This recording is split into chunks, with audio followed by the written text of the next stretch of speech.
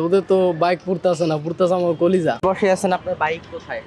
Bike তো আছে রাস্তার পাশে, লাইনে দাঁড় করাই দিছি। অনেক রোদ, তো কি অবস্থা? অবস্থা ভাই, রোদে তো বাইক পুড়তেছে না, পুড়তেছে আমার কলিজা। কেন? এই মানে সব মানুষের এটা বাইকটা হচ্ছে শখের, ম্যাক্সিমাম মানুষের বাইকটা হচ্ছে শখের। এই বাইকটা রোদে পড়তেছে, তার মানে কি আমার কলিজা পুড়তেছে না? আর বাংলাদেশে যেভাবে তেলের সংকট দেখা দিছে, এটা কমার কোনোভাবেই সম্ভাবনা নাই। এই তেলের সংকটটা যে কবে দূর হইব এটা কেউ কিন্তু জানে না। কতক্ষণ ধরে এই রোদে রেখেছেন বাইক?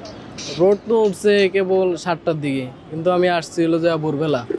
ফজরের পর? হ্যাঁ, ফজরের পরই আসছি। সারাদিনও যদি তেল না দেয় তাহলে এভাবে কি বাইক থাকবে এই রোদে?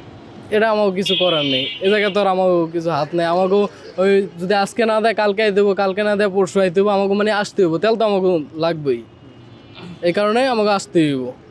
ওগুলো আসলে আপনাদের দাবি কি, আসলে যারা বাইকার রয়েছেন বা সব মিলিয়ে আপনাদের দাবি কি? সব আমাদের দাবি হলো যে তেলের সংকট কবে শেষ হবো এটা কিন্তু আমরা কেউ জানি না, ঠিক আছে? বা তেল সিন্ডিকেট করে কারা এটাও আমরা জানি না।